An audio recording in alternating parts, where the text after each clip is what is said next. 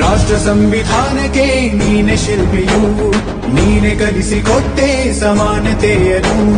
ನಿನ್ನ ಲೇಖನಿಯ ಬರಹ ದೇಶ ಗರ್ಜನೆ, ಒಂದು ಒಂದು ಮಾತುಗೂಡ ಭೀಮ ಗರ್ಜನೆ. ನಾಯಕ ನೀನು ಭೀಮರ, ಮಹಾನಾಯಕ ನೀನು ಭೀಮರ, ನಾಯಕ ನೀನು ಭೀಮರ, ಮಹಾನಾಯಕ ನೀನು ಭೀಮರ. ನೊಂದ ಜನರಿಗೆ